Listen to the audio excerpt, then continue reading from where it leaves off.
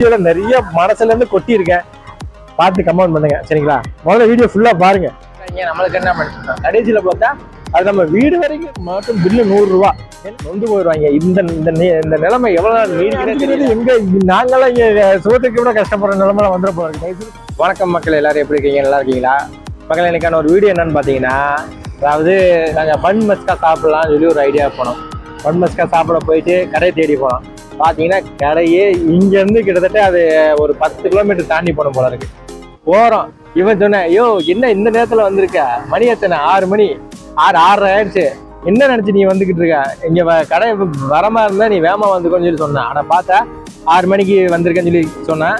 நான் சொன்னேன் கடையை 6 மணிக்கு தானே திறக்கும், வாடா போலான்னு சொல்லி தேடி போனேன்.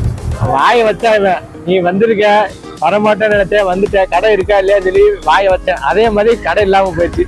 10 கிலோமீட்டர் போயிட்டு சும்மா சுத்திட்டு சும்மா வந்துருக்கேன். சரி வந்தேன்னு சொல்லிட்டு இப்போ ப்ரோனி வாங்கி கையில வச்சிருக்கோம். சரியா, ப்ரோனியாச்சும் சாப்பிட்டு அதே ஒரு வீடியோ போலாம். சரிங்களா,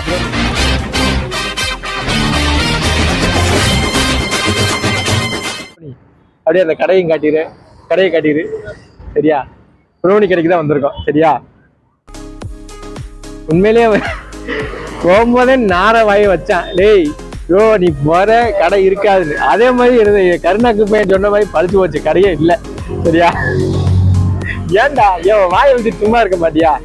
நான் அந்த பன் மஸ்கா, அதாவது நாங்க எப்பவுமே ரெகுலர்லாம் வெறும் பண்ண தான் திம்போம். ஆனா அந்த பன் மஸ்கா அந்த வீடியோ பார்க்கும்போது அவ்வளோ நல்லா இருந்துச்சு. கேக்ல ஜாம் வைக்கிறாங்க, சாக்லேட், அதாவது மேல பாலெல்லாம் ஊத்துறாங்க, ரோஸ் மில்க் ஊத்துறாங்க, கேக் வச்சு இது என்னது கேக்குன்ற சாக்லேட் வச்சு தடவுறாங்க. அதெல்லாம் பார்த்து ஆசையோட போனேன். கடைசியில பூசியா போச்சு எல்லாம். சரி ப்ரௌனியாச்சும் தின்னு நம்ம அந்த இதை தீர்த்துக்கிறோம். சரிங்களா, சரியா பக்கத்துல நான் ஆசைப்பட்டு சாப்பிட போனது பன் மஸ்கா சாப்பிட போனேன். ஆனா அது கிடைக்கல. இப்போ ப்ரௌனி தான் வாங்கிருக்கோம். இந்த ப்ரௌனி பாத்தீங்கன்னா இந்த மாதிரி நான் சாப்பிட்டதே கிடையாது, இதான் ஃபர்ஸ்ட் டைம் சாப்பிட்றேன் ப்ரௌனி. ப்ரௌனினா நான் கேக் மாதிரி இருக்கும், ஆனா இது வந்து நல்லா இருக்கு, சாக்லேட் மாதிரி, உண்மையிலே டேஸ்டா இருக்கு. ஆனா நல்லா இருக்கு கண்டிப்பா. என்னென்னமோ சொல்றாங்க, ப்ரௌனி மஸ்கட் ப்ரௌனி என்னென்னமோ காட்டினாங்க. ஆனா நாங்க வந்து எங்க பட்ஜெட்டுக்கு தகுந்த மாதிரி இதுதான் இருந்துச்சு. சரியா, அதனால இது வாங்கினா நல்லா இருக்குது. சாக்லேட் எல்லாம் மேல ஊற்றி சூப்பரா இருக்கு. சாக்லேட் எல்லாம் மேல ஊற்றி நல்லா இருக்கு, செம்ம டேஸ்டா இருக்கு. உண்மையிலே இது ஏதோ தேடி போனா நான் ஏதோ கிடைச்சிட்டு நல்லா இருக்கு. பாத்தீங்கன்னா வந்து ரொம்ப வந்து ஒரு சீசனான ஒரு மேட்டர் என்னன்னா, சிலிண்டர் தட்டுப்பாடு சொல்லி கேள்விப்பட்டீங்களா? இன்னமும் தான் போயிட்டு இருக்கு. 2 நாள் கூட ஏதோ போறதுனால வந்து கப்பல் விட மாட்டாங்க. அந்த என்னது, அந்த ஒரு கடல் பக்கம், அந்த கடல் பக்கத்துல வந்து ஈரான் கரை விட மாட்டான்னு சொல்லி தட்டுப்பாடு அந்த போர் நடக்குது பாத்தீங்களா, சிலிண்டர் தட்டுப்பாடு. அதுக்கு அது அங்கதான் போர் நடக்குதுன்னு பார்த்தா, இப்போ வந்து நம்ம குடிக்கிற டீல அது வந்து பாதிக்குது. சரிங்களா, எப்படின்னு பாத்தீங்கன்னா, முன்னாடில வந்து டீ வந்து 10 ரூபா தான் 12 ரூபா வைப்பாங்க. இப்போ வந்து ஒரு டீ 15 ரூபா 16 ரூபா ஆகிட்டாங்க. ஒரு வடை 10 ரூபாய்க்கு விட்டு இருந்தாலும் இன்னைக்கு 15 ரூபா. அதுபோக பார்த்தீங்கன்னா, நாங்கள் எப்போவுமே வந்து டீ வந்து பார்க்கும்போதெல்லாம், நான் பார்சல் டீ வாங்கும் போதெல்லாம் வந்து டீ கொதிக்க வச்சுட்டே இருப்பாங்க. இப்போ சிலிண்டரை அமர்த்தி போட்டு நாங்கள் எப்போ டீ டைம் வரமோ அப்போ தான் கொதிக்க வைக்கிறாங்க. அந்த அளவுக்கு கொண்டு வந்துட்டாங்க சிலிண்டர் தட்டுப்பாடு. பார்த்தீங்கன்னா எல்லாமே ரேட்டு, எங்கேயோ போர் நடக்குதுன்னு நினச்சிட்டு இருந்தோம் நம்ம. அதாவது போரே என்ன 2 பேர் அடிச்சுக்கிறாங்க, நம்மளுக்கு என்ன பண்ணிட்டு கடைசியில் பார்த்தா அது நம்ம வீடு வரைக்கும் வந்துருச்சு மக்கள்.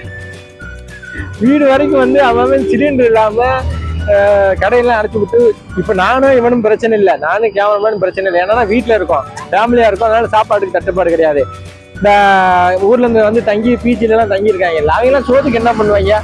அட நீங்க சொன்னா நம்ப மாட்டாங்க மக்களே. வந்து நான் கடையில் சாப்பிட்டு ரொம்ப நாள் ஆச்சு. சரிங்களா, சரி ஒரு ஆசைக்கு அந்த கேமராமேன் பிறந்தநாள் வெளில சாப்பிட போலாம் சொல்லிட்டு ரெகுலரா ஒரு கடைக்கு போனோம்.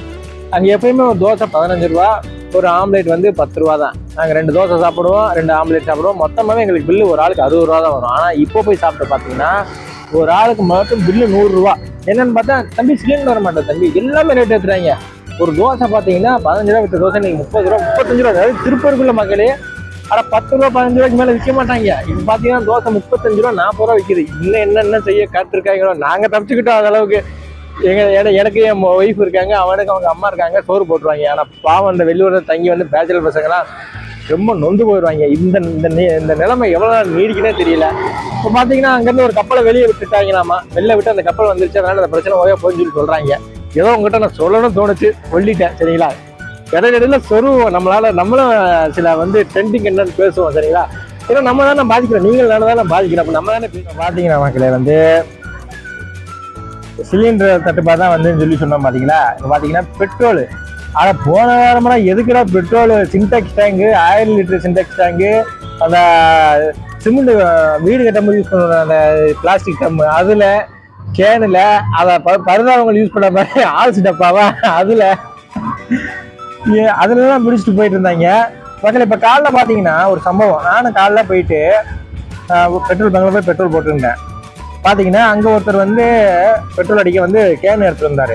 கண்டிஷனா சொல்லிட்டாங்க அந்த பங்குக்காரங்க, இங்க பாருங்க தம்பி, நீங்க வந்து இப்ப நாங்க பெட்ரோல் பங்க்ல வந்து அவசர அவசரமா நீங்க எல்லாம் பெட்ரோல் போட்டனால நாங்க வந்து பெட்ரோல் போட்டுட்டோம், இந்த கேன்லாம் போட்டாங்கல்ல அதெல்லாம் போட்டாயிராம போட்டனால அந்த பங்குக்கு வந்து என்ன பண்ணிருக்காங்க, 40,000 ரூபாய் ஃபைன் போட்டிருக்காங்க மக்களே. யாரு இந்த பங்க் நடத்துக்கு லைசன்ஸ் கொடுப்பாங்கல்ல, போலீஸ்காரங்க தான் போட்டிருப்பாங்கன்னு நினைக்கிறேன். போலீஸ்லாம் 40,000 ரூபாய் ஃபைன் போட்டிருக்காங்க. தயவு செய்து யாரும் வந்து கேன் எடுத்துட்டு வராங்க, நாங்க போட மாட்டோம் சொல்லி கண்டிஷனா சொல்றாங்க அவங்க. நானும் கேட்டேன், என்னன்னா இப்பெல்லாம் அப்ப போன வாரம்ல சிண்டெக்ஸ் டேங்க் எல்லாம் போட்டு வந்தாங்கன்னா அதெல்லாம் என்னன்னு. தம்பி அதான் தம்பி பெரிய பிரச்சனை, 40,000 எங்களுக்கு ஃபைன் போட்டாங்கன்னு சொல்லி சொல்றாங்க. அப்போதான் எனக்கே தெரியும். அப்புறம் எதுக்கே நீங்க வந்து இந்த இதெல்லாம் போட்டாங்கன்னா பெட்ரோல் தட்டுப்பாடு வந்தீங்கன்னா மக்கள்லாம் கூட்டமா வந்து நாங்க என்ன தம்பி பண்ண முடியும், மக்கள் மத்தியில நாங்க என்ன பண்ண முடியும். அவர் சொல்றாரு, நீங்க வந்து மக்கள்லாம் ஒரு 50 பேர் இருக்கிற இடத்துல ஒரு 100 பேர் சேர்ந்து பெட்ரோல் அடிங்கன்னா அடிச்சுதானே ஆகணும். அந்த மாதிரி வந்து இந்த அது அது நீ நடந்தது போன மாசம், நான் சொல்றது இந்த மாசம் சொல்ற மாதிரி அவர் இன்னைக்கு வந்து கேட்டிருக்காரு. சம்பவம் நடந்து போச்சா கம்முன்னு எடுத்துட்டு போயா சொல்லி துரத்து விட்டாங்க. எப்பா இந்த போர் நடந்துச்சு, என்னென்னவோ பிரச்சனை வருது பாத்தீங்கன்னா. அந்த ட்ரம்ப் பையன், அந்த பையன் வந்து நூல் விளையாடுறதுனால எங்க வேலையெல்லாம் பாதிக்குது. இப்போ நாங்க வந்து டெய்லர் யூஸ் பண்ண கார்மெண்ட்ஸ்ல போன வாரம் வரையும் நல்லா வேலை கூட இருந்துச்சு, இந்த வாரம் நூல் வேலை ஏத்துன்னு எல்லாம் கிளம்புங்க, எல்லாம் மூட்டை கட்டுறா கம்பெனி சாத்திர அப்படின்ட்டாங்க மக்களே. வேலை இல்லாம போயிடுச்சு. ஆனா பாய் நூல் வேலை எதுக்குதான் இப்படி ஏத்திட்டே இருப்பாங்கன்னு தெரியல. என்னென்னமோ பேசுறேன், கஷ்டத்தெல்லாம் கொட்டுறேன்னு நினைக்கிறீங்க. அப்ப என்ன பண்றது சரிங்களா.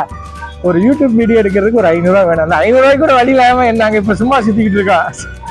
எல்லாம் அடிச்சுக்காதீங்க, முதல்ல போர் நிப்பாட்டீங்க, எல்லாம் நல்லா சந்தோஷமா வாழ்வோம் சரிங்களா, பிரச்சனை இல்லாம சந்தோஷமா இருப்போம். போற நிறுத்தி தொலைங்க, ஐயோ போற நிறுத்திங்க, ஏன் அப்படி பண்றீங்க. நீங்க எங்க அடிச்சுக்கிறது, எங்க நாங்கெல்லாம் இங்க சோத்துக்கு கூட கஷ்டப்படுற நிலைமையில வந்துட போறோம். தயவுசெய்து போற நிப்பாட்டுங்க சரிங்களா. என்ன இதை சொல்றது நீ யாரும் சொல்லி கேட்கலாம், வேற என்ன பண்றது, பாதிக்கப்படுற பொதுஜன நாங்க தானே பேசி ஆகணும். என்னப்பா கரெக்ட் தானே நான் சொல்றது.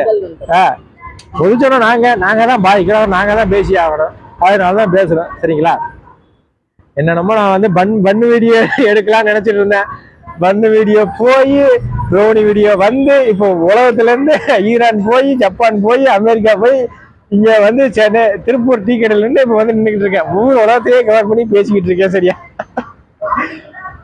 அடுத்த வீடியோ சந்திக்கும் வரை உங்கள் விடைபெறுவது உங்கள் நண்பன் விஜய். நன்றி வணக்கம் சரிங்களா. இந்த வீடியோல நிறைய மனசுல இருந்து கொட்டி இருக்கேன், பார்த்து கமெண்ட் பண்ணுங்க சரிங்களா. முதல்ல வீடியோ ஃபுல்லா பாருங்க. நன்றி வணக்கம். கட் பண்ணிக்க.